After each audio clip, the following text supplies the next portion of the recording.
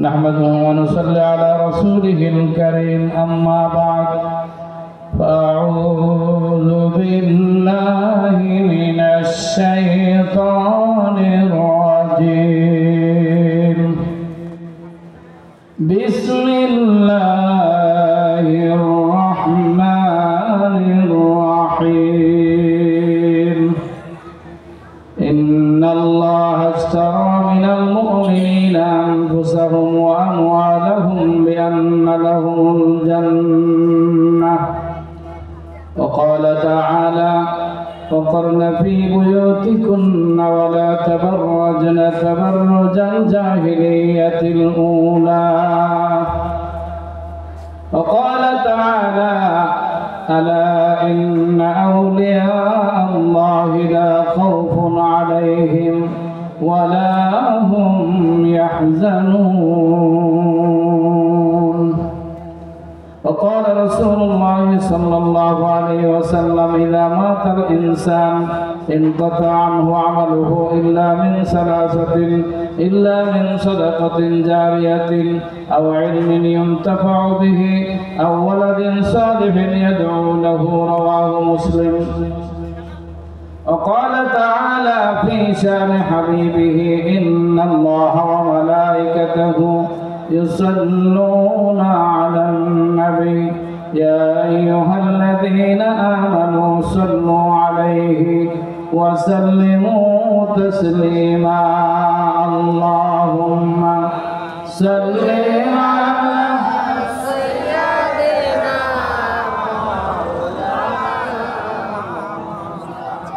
وعلى آل سيدنا दुरूद शरीफের आवाज़ে বোঝা যায় এক সপ্তাহ ধরে রোজা রাখছে কিচ্ছু খাওয়া নাই ক্ষুধার্ত ক্লান্ত শ্রান্ত দুরূদ শরীফ পড়লে গুনাহ হয় না লাভ হয় কাল হাসরের কঠিন ময়দান যেদিন শুরু হবে পুলসিরাতের ব্রিজ কায়েম হবে যে ব্রিজের চুলের থেকে চিকন হবে হীরার থেকে গাঢ় হবে আমাবস্যা রাত্রি থেকে অন্ধকার হবে 30,000 বছরের রাস্তা হবে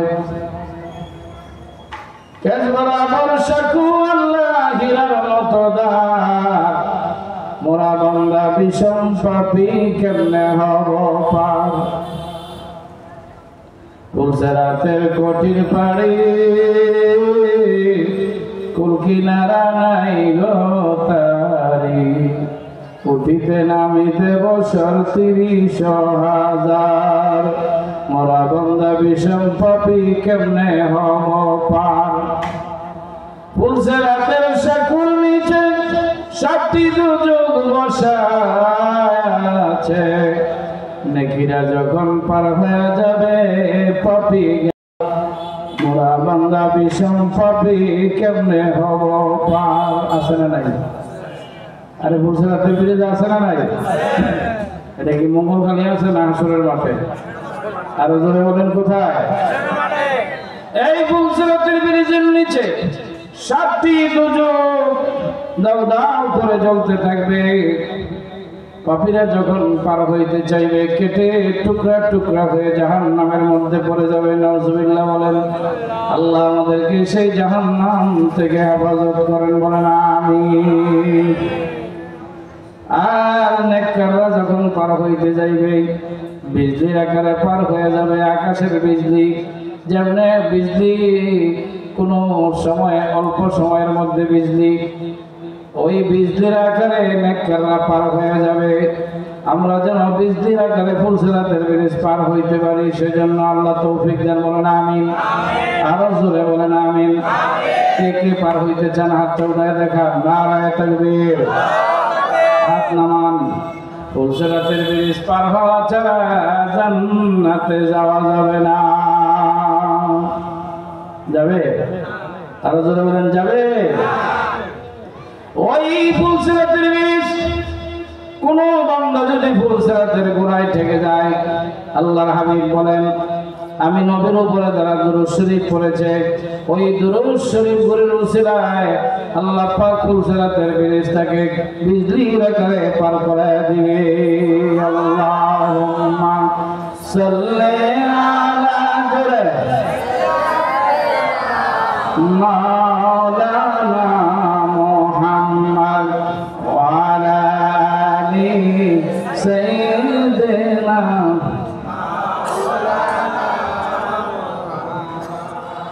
मुझे कुछ मिले या ना मिले मोहम्मद मिले यानी वो शय जिसे अल्लाह मिले बलगलौला बिकमालिही कशबद्दुजा बिजमालिही हसनत जमीउ खिसालिही सल्लु अलैहि व आलिही अरबे সেথায় মা আমিনার ঘর খোদার করুণা কাউসার হয়ে ঝরসে বারংবার বলাগলা বিকামালিহি কশবদ্দুজা বিজামালিহি হাসনাত জামিউ খিসালিহি সাল্লু আলাইহি ওয়া আলিহি লা ইলাহা জিকির করলো গুনাহ হয় আওয়াজ হয় না কে লা ইলাহা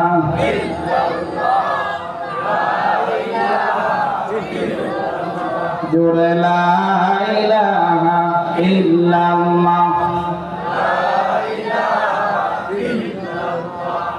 লা ইলাহা ইল্লাল্লাহ লা ইলাহা ইল্লাল্লাহ লা ইলাহা ইল্লাল্লাহ লা ইলাহা ইল্লাল্লাহ লা ইলাহা ইল্লাল্লাহ লা ইলাহা ইল্লাল্লাহ লা ইলাহা ইল্লাল্লাহ লা ইলাহা ইল্লাল্লাহ মুহাম্মাদুর রাসূলুল্লাহ সাল্লাল্লাহু আলাইহি ওয়াসাল্লাম। আল্লাহ তাআলা আমাদেরকে অত্যন্ত বরকতময় সময় রজবে এবং শাবানে আল্লাহর পক্ষ থেকে বরকত হয়। আল্লাহর নবী দোয়া করেছেন আল্লাহুম্মা বারিক লানা ফি রজব ওয়া শাবান ওয়া বাল্লিগনা রমাদান। হে আল্লাহ রজবে শাবানে বরকত দাও, রমজান পর্যন্ত আমাদের হায়াত পৌঁছায় দাও। আমিন কইতেন না? আর আসতে কোন আমিন। অনেকে চিন্তা করে মাহে রমজান আসতেছে না মুসিবত আসতেছে, নাউজুবিল্লাহ। আবার অনেকে চিন্তা করতেছে মাহে রমজান আসতেছে নিয়ামত আসতেছে। কথা ঠিক কিনা? যাদের জন্য নিয়ামত এরা বলছে, যাদের জন্য মুসিবত এরা চুপচাপ। কথা ঠিক কিনা? আল্লাহ আমাদের সবাইকে মাহে রমজান পর্যন্ত হায়াত পৌঁছায় দেয়, বলেন আমিন। আল্লাহ পাক বলেন ইন্নাল্লাহা ইশতারা মিনাল মুমিনিনা আনফুসাহুম ওয়া আমওয়ালাহুম বিআন্না লাহুমুল জান্নাহ। আল্লাহু আকবার বলেন। আল্লাহ পাক বলেন নিশ্চয়ই মুমিনদের জান এবং মাল আল্লাহর রাস্তায় দিবে, বিনিময়ে আল্লাহ পাক তাদের কাছে জান্নাত বিক্রি করবে। আমরা যদি আল্লাহর দেওয়া জান, আল্লাহর দেওয়া মাল আল্লাহর রাস্তায় দেই, বিনিময়ে আল্লাহ পাক জান্নাতের টিকিট আমাদেরকে দিবেন। আমি বলতে চাই এই সম্পদ কার? বাড়ি কার? সন্তান কার? মার্কেট কার? আমি কার? সব কিছু আল্লাহর। কিন্তু আল্লাহর রাস্তায় যখন চাওয়া হয় মনটা বেজার হয়ে যায়। এর অর্থ হলো সে স্বীকার করতে চায় না এগুলো আল্লাহ, সে চিন্তা করে এগুলো আমার। আমার আমার করতে করতে এই দুনিয়ার থেকে কত মানুষ চলে গেল, কোনদিন ফিরে আসলো না। আসা যাবে? এমন দেশে যাবি রে যে ঠিকানা, এমন ঘরে শুয়ে মন যে ঘরে নাই বিছানা। যাওয়া লাগবে কি লাগবে না? আরো জোরে বলেন লাগবে কিনা? নাকি সারা জীবন ঠাড়া মারার মতো খেলে থাকবা? যাইতাম না, যা করছে খোদা। যত চেষ্টাই করুক আমি যাইতাম না। সুন্দর করে বিল্ডিং বানাইছি, সুন্দর করে বাড়ি বানাইছি, সুন্দর করে বাগান বাড়ি বানাইছি। এই বাড়ি ছেড়ে, এই ঘর ছেড়ে যাব না, চেষ্টা করলেও থাকা যাবে না।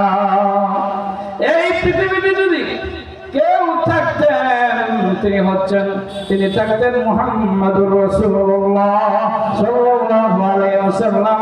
উনিও রওজা শরীফে ওফাত হয়ে রওজা শরীফে শুয়ে আছেন। কথা ঠিক কিনা? তাহলে বোঝা যায় এই দুনিয়াতে থাকা যাবে না। সম্পদ আমার না, এই জান আমার না, সম্পদ আমার না, সব কিছু আল্লাহর। আল্লাহ পাক ঘোষণা দেয়, রে বান্দা, ও মুমিন বান্দা, জান আমি দিয়েছি, মাল আমি দিয়েছি, আমার দেওয়া জানটা, আমার দেওয়া মালটা যদি আমি আল্লাহর রাস্তায় দিতে পারস, আমি আল্লাহ খুশি হয়ে তোর কাছে জান্নাতের সার্টিফিকেট দয়া দিব। সুবহানাল্লাহ। আল্লাহর বান্দা, যেমনি ভাবে ছেলেদের মাদ্রাসা দরকার, আমি মনে করি মেয়েদের মাদ্রাসা আরো বেশি দরকার। কথা ঠিক কিনা? মেয়েদের মাদ্রাসা বেশি দরকার কেন? কারণ একজন মেয়ে যদি আল্লাহওয়ালা হয়, একজন মেয়ে যদি পর্দানিশীন হয়, আবেদা জাহেদা হয়, ওই মেয়েটা যদি আরেকটা দিনদার ছেলের কাছে বিবাহ দেওয়া যায়, স্বামী স্ত্রী দুজন যদি দিনদার হয়, পর্দানিশীন হয়, ওলির দরজা বন্ধ হয় নাই, নবীর দরজা বন্ধ হয়ে গেছে। কিয়ামত পর্যন্ত ওলি আসতে পারে, ওলির দরজা খোলা আছে। এটা বেলায়েতের যুগ চলতেছে, জুড়ে বলেন মারহাবা। বেলায়েতের যুগে যদি পর্দানিশীন মা হয়, পর্দানিশীন বাবা হয়, তাদের ঘর থেকে আল্লাহ পাক আল্লাহর ওলি আব্দুল কাদের জিলানীর মতো আল্লাহর ওলি এই দুনিয়াতে পাঠাইতে পারে। পারে কি পারে না? আরে হবে কি হবে না? কিন্তু এরকম একটা মা লাগবে। ওই মাটা বানাইবার জন্য কলেজ ভার্সিটি পারবে না, এগুলো দরকার মহিলা মাদ্রাসা। কি মাদ্রাসা? মহিলা মাদ্রাসা। আল্লাহ পাক মহান রব্বুল আলামিন বলেন, ইয়া আইয়ুহান নাবিয়্যু কুল লিআজওয়াজিকা ওয়া বানাতিকা ওয়া নিসাইল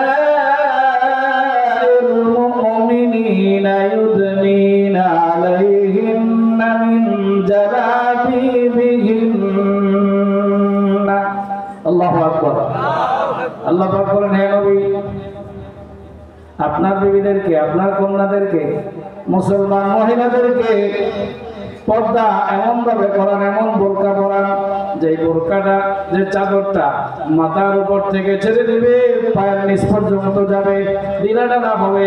যে চাদরটা পরে মহিলা রাস্তায় হাঁটলে বোঝা যাবে না এই মহিলাটার যুবতী না বৃদ্ধা মহিলা।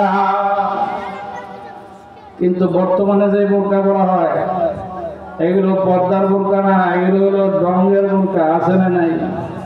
এই ডং আছে না নাই? বোরকা পরার আগে যতটুকু বোঝা না যাইত, বোরকা পরার পরে ডাবল বোঝা যায়। এরকম বোরকা ইসলামে নাই, কোরআনেও নাই, হাদিসেও নাই, এজমায়ও নাই, কিয়াসেও নাই, কোথাও নাই। এটা হলো আমার মন গড়া কিতাবে আছে। কথা ঠিক কিনা? মনে চাইলো ডিজাইন করে বোরকা বানাইলাম। বোরকাই যদি পরবা তাহলে ডিজাইন হবে কেন? বোরকাই যদি পরবা, আমি বলতে চাই, যেমনি ভাবে একটা গাছের মধ্যে ফল ফুল হইলে, লাউ গাছের মধ্যে লাউয়ের কড়া ধরলে কোন মানুষের নজর যদি লাগে, ওই লাউয়ের কড়া ঝরে যায়, লাউয়ের আগা নষ্ট হয়ে যায়। এমনি ভাবে একজন যুবতী নারী যদি বেপরদা হয়ে রাস্তায় বাহির হয়, তার দিকে যদি পরপুরুষের নজর লাগে, ওই মহিলার পেটে যদি বাচ্চা থাকে, ওই বাচ্চাটা আল্লাহওয়ালা হবে না সন্ত্রাস হবে?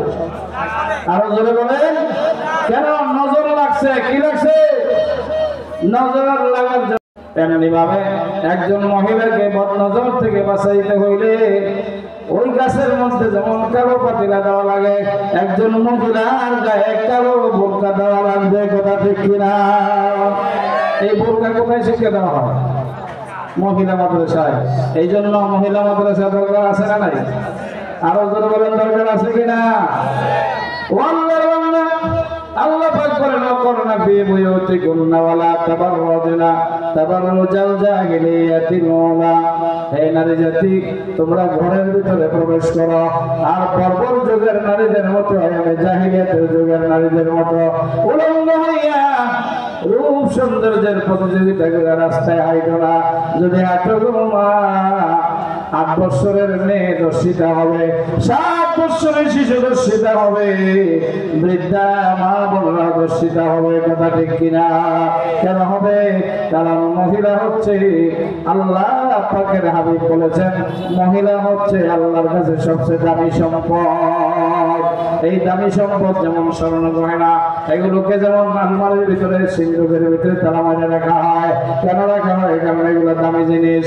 মা, মহিলা মাজাত, এটা হলো দামি জিনিস।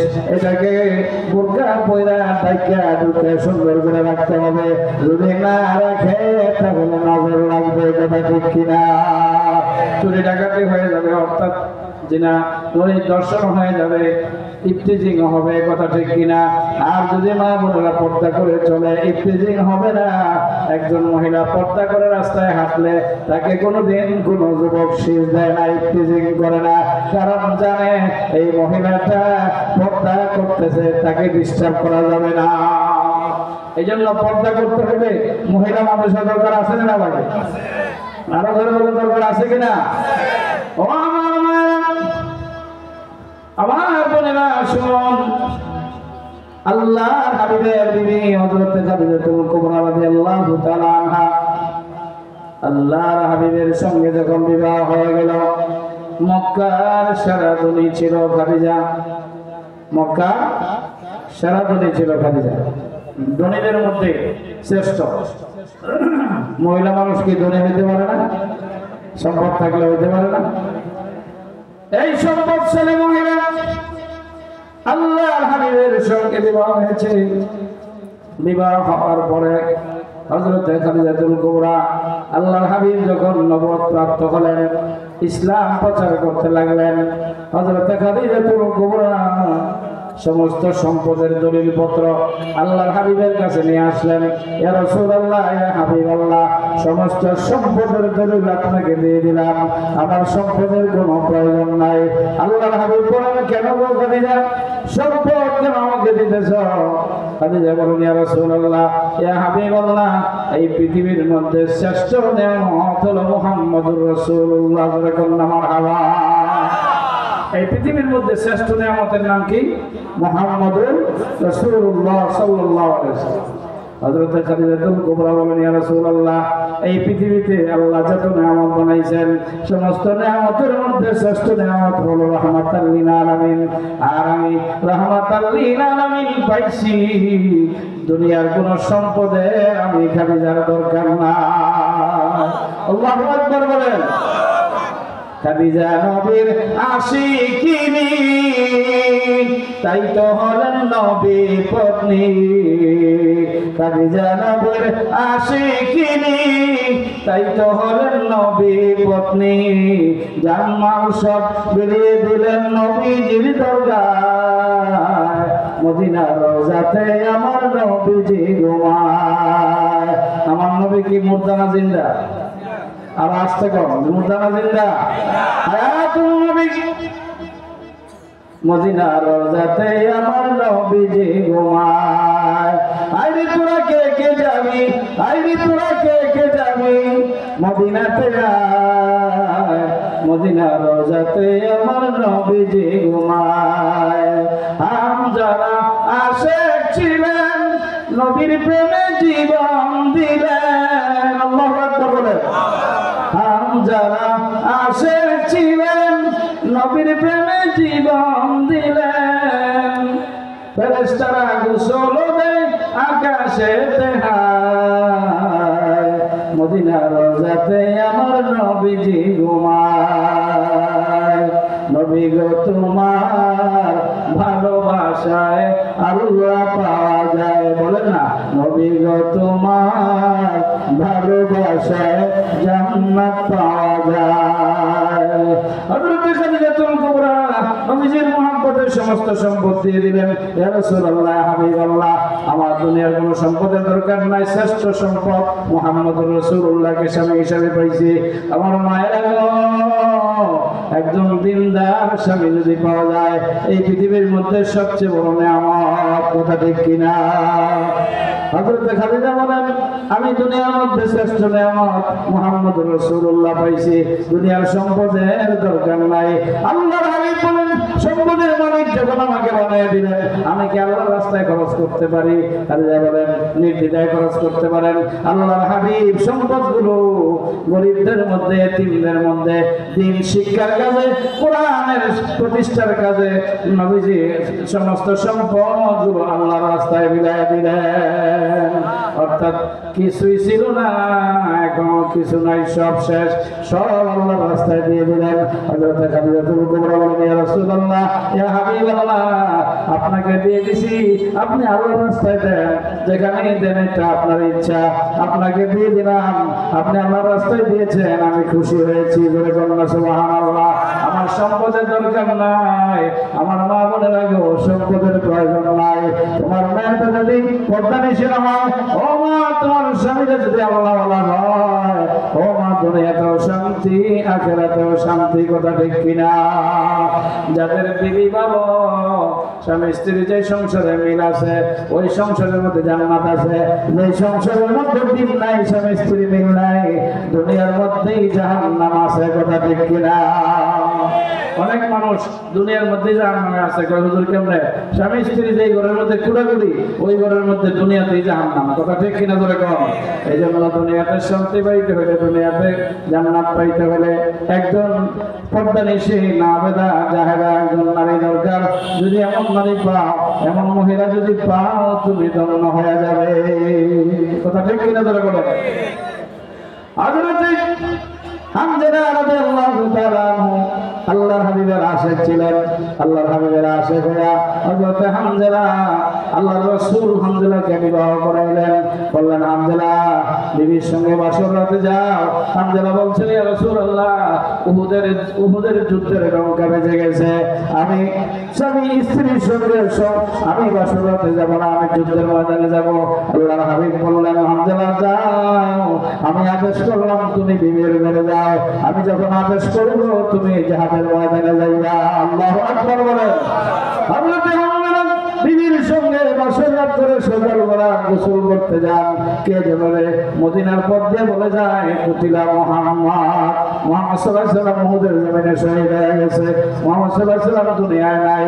এই কথা শোনার পর হামজা রাদিয়াল্লাহু তাআলা নিজেকে স্থির করতে পারলেন না, নিজেকে ঠিক রাখতে পারলেন না। হামজা রাদিয়াল্লাহু তাআলা ছিলেন আল্লাহর হাবিবের আশিক, আল্লাহর হাবিবের আশিক ছিলেন। হামজা গোসলের কথা বলে যায়, বিবিকে বলে, বিবি তরবারিটা দাও, দেখা হবে হাসরের ময়দানে। বিবি বলে, হামজা, তুমি তো রাতের বেলা বাসর করেছ, গোসল ফরজ হয়েছে, গোসল করো আগে, তারপরে যাবে, যাও, যাতে গোসল করতে করতে দেরি হয়ে যাবে। আল্লাহর হাবিব যেই দুনিয়ায় নাই, যে মদিনায় নবীজি নাই, সেই মদিনায় আমি হামজা থাকতে চাই না। ও বিবি, তরবারিটা দাও, দেখা হবে হাসরের ময়দানে। হযরত হামজা চলে গেলেন নবীর ইশকে, নবীর প্রেমে, আল্লাহর প্রেমে পাগল হইয়া দিন থেকে জন্য, ইসলাম প্রতিষ্ঠার জন্য হযরত হামজা চলে গেলেন। কিছুক্ষণের মধ্যে জিহাদ করতে করতে হযরত হামজা রাদিয়াল্লাহু তাআলা শাহাদাত বরণ করেন। ইন্না লিল্লাহি ওয়া ইন্না ইলাইহি রাজিউন।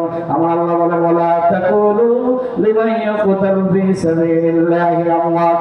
যারা আল্লাহর রাস্তায় জীবন দেয়, তোমরা তাদেরকে মৃত বলো না, তারা জীবিত।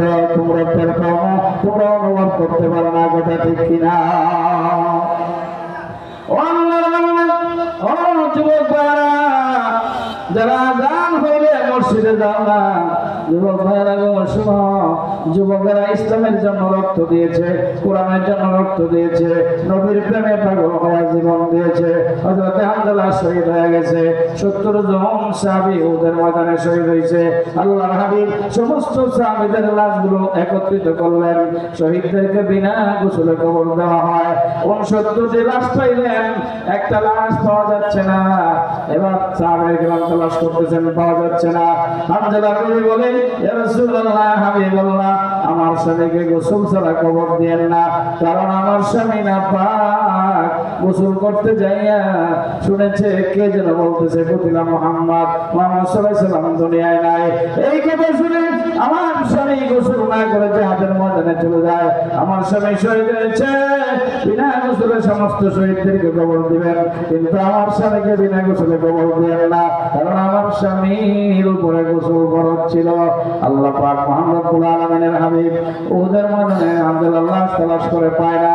কিছুক্ষণ পরে আল্লাহর পক্ষ থেকে জিবরাইল ওহী নিয়ে আসে। জিবরাইল আলাইহিস সালাম আল্লাহর হাবিবকে ডাক দেয়, ইয়া রাসূলুল্লাহ, ইয়া হাবিবাল্লাহ, চিন্তা করেন না, আকাশের দিকে তাকায় দেখেন 70,000 রহমতের ফেরেশতা হযরত হামজার লাশ উহুদের জমিনে নিয়ে আসতেছে। আল্লাহু আকবার। হামজা আশিক ছিলেন, নবীর প্রেমে জীবন দিলেন। ফেরেশতারা গোসল দেয় আকাশে দেখায়, মদিনার রোজাতে আমার নবীজি ঘুমায়। ও যুবক, ইসলামের জন্য, কোরআনের জন্য যদি রক্ত দেওয়া লাগে, রক্ত দিতে কে কে রাজি আছেন? হাতটা উঠায় দেখায়। নারায়ে তাকবীর। শুধু রক্ত দিলে হবে না, জানটাও দিতে হবে, মালটাও আল্লাহর রাস্তায় দিতে হবে। রাজি আছেন কিনা? এবার আল্লাহর হাবিব রাহমাতুল লিল আলামিন তাকায় দেখে হামজার লাশ আসতেছে। এবার হামজার লাশের কাছে দেখে হামজার লাশের মধ্যে চুল বেবে, দাড়ি বেবে, এখনো পানির ফোঁটাগুলো উহুদের জমিন স্পর্শ করতেছে। আল্লাহ পাক বলেন, বন্ধু, তোমার হামজালা, তুমি নবীর আশিক হইয়া, আমি আল্লাহর আশিক হইয়া, তোমার হামজালা উহুদের ময়দানে গোসলের কথা বলে গেছে, উহুদের ময়দানে যুদ্ধ করে শহীদ হয়েছে। ও নবীজি, তোমার হামজালাকে দুনিয়ার সাধারণ পানি দ্বারা গোসল দেই নাই, আমি আল্লাহ হামজালার লাশ এনে হাউজে কাউসারের পানি দিয়ে গোসল করে দুনিয়ায় পাঠিয়ে দিয়েছি। সুবহানাল্লাহ। নবী গো, তোমার ভালোবাসায় আল্লাহ পাওয়া যায়, নবী গো, তোমার ভালোবাসায় জান্নাত পাওয়া যায়। বিশ্বনবী বলেন, ইদা মাতাল ইনসান ইনকাতা আমালুহু ইল্লা মিন সালাসাতিন, ইল্লা মিন সাদাকাতিন জারিয়াতিন আও ইলমিন ইয়ানতাফাউ বিহি আও ওয়ালাদিন সালিহিন ইয়াদউ লাহু। রাওয়াহু মুসলিম। মুসলিম শরীফের হাদিসে হযরত আবু হুরায়রা থেকে বর্ণিত, আল্লাহর রাসূল বলেন, মানুষ যখন মারা যায় সমস্ত আমলের দরজা বন্ধ হয়ে যায়, তিনটা সওয়াবের রাস্তা চালু থাকে। এক নম্বর হলো সদকায়ে জারিয়া, মাদ্রাসা করেন, মসজিদ করেন, ব্রিজ করেন, কালভার্ট করেন, মানুষের জন্য বাসস্থানের ব্যবস্থা করেন, মানুষের জন্য পানির ব্যবস্থা করে দেন। যতদিন পর্যন্ত মানুষ উপকৃত হবে, যতক্ষণ পর্যন্ত দুনিয়ার চর্চা চলতে থাকবে, উনি কিয়ামত পর্যন্ত যতদিন চলবে সদকায়ে জারিয়ার সওয়াব পাইতে থাকবে। দানকারীদের মাতা পিতা আল্লাহ সুখে রাখেন কবরে, নূরে টুপি পরাইয়া উঠেন কাল হাসরে। আল্লাহর বান্দা বিশ্বনবী রাহমাতুল লিল আলামিন তাবুকের যুদ্ধে ইসলাম টিকায় রাখার জন্য মদিনার মসজিদে চাদর বিছায়া দিলেন। আল্লাহু আকবার বলেন। একটু অনুভূতি করেন না, নবী যদি আসতেন আর চাদর যদি বিছায় দিতেন, একটা লোক বঞ্চিত হইতেন? যদি নবীজি আসতো আর মাথার পাগড়ি বিছাই দিত, ও আমার সাহাবীরা তোমরা দাও, ও আমার উম্মতেরা তোমরা দাও ইসলাম টিকায় রাখার জন্য, একটা লোক কি সাহস করে বলতে পারবেন যে আমি দিতাম না? নবী নাই। নবীজি বলেছেন, আমার পরে যারা আলেম আছে, আমার উম্মতের আলেম, তারা হচ্ছে নবীদের ওয়ারিস, আর নবীদের ওয়ারিসের আবদার যদি কেউ পুরা করে, সেই জন্য আমি বিশ্ব নবীর আবদার পুরা করলো। সুবহানাল্লাহ। আমি আমার আলোচনা শুরু করেছি, আলোচনা করবো ইনশাআল্লাহ। বিশ্বনবী চাদর বিছায় দিয়েছেন, সাহাবায়ে কেরাম কাপড়ে দান করতেছে। একজন মহিলা আসছে, এসে বলতেছে ইয়া রাসূলুল্লাহ, ইয়া হাবিবাল্লাহ, মন চায় দান করতে, কিন্তু এমটি পকেট, আমার স্বামী যুদ্ধের ময়দানে শহীদ হয়ে গেছে, কিচ্ছু নাই ইয়া রাসূলুল্লাহ, আমার পরনের কাপড়টা ছাড়া আর কিচ্ছু নাই ইয়া রাসূলুল্লাহ। একটা ছোট্ট বাচ্চা আছে, 6-7 বছরের একটা ছেলে আছে, আপনি যদি বলেন জিহাদের ময়দানের জন্য, আমি ওই বাচ্চাটা আল্লাহর রাস্তায় কুরবানি দিতে চাই, দান করে দিতে চাই। আল্লাহর হাবিব বলেন, তোমার সন্তানকে তীর মারতে পারে না, পাথর মারতে পারে না, ঘোড়া চালাইতে পারে না, তাহলে তোমার সন্তান যুদ্ধের ময়দানে নিয়ে কি হবে? সেটা একটা বোঝা হয়ে যাবে। এবার মহিলা ডাক দিয়ে বলে, চোখের পানি ছেড়ে কাঁদে মহিলা ডাকে, ইয়া রাসূলুল্লাহ, ইয়া হাবিবাল্লাহ, আপনাকে আমি বড় ভালোবাসি, বড় মহব্বত করি ইয়া রাসূলুল্লাহ, ইয়া হাবিবাল্লাহ, আমার সন্তান তীর মারতে পারবে না, আমার সন্তান বড় মারতে পারবে না, পাথর মারতে পারবে না, ঘোড়া চালাইতে পারবে না, ঠিক, কিন্তু আপনাকে লক্ষ্য করে যখন কাফের বেঈমানেরা আপনার দিকে লক্ষ্য করে যখন তীর মারবে, আপনাকে লক্ষ্য করে যখন পাথর মারবে, ইয়া রাসূলুল্লাহ, আমার সন্তানটাকে আপনার বুকের সামনে ডাল হিসাবে ব্যবহার করবে। আল্লাহু আকবার। আমার সন্তান কাফেরদের তীরের আঘাতে, আমার সন্তান রক্তে রঞ্জিত হবে, কলিজা ছিদ্র হবে, আমার সন্তান যুদ্ধের ময়দানে শহীদ হয়ে যাবে। ইয়া রাসূলুল্লাহ, সন্তানের শহীদ হওয়া, সন্তানের রক্ত আমি সইতে পারবো, কিন্তু দিনের নবীজির গায়ে একটা কাঁটার আঁচড় লাগবে আমি মহিলা সইতে পারবো না। এই জন্য আল্লাহ পাকের হাবিব বলছেন, লা ইউমিনু আহাদুকুম হাত্তা ইয়াকুনা আহাব্বা ইলাইহি মিন ওয়ালিদিহি ওয়া ওয়ালাদিহি ওয়ান নাস আজমাইন। যতক্ষণ পর্যন্ত আমি নবীকে তোমার সবকিছু থেকে তোমার জানের চেয়ে বেশি ভালোবাসতে না পারবে, ততক্ষণ পর্যন্ত তুমি মুমিন না হতে পারবে না। আমার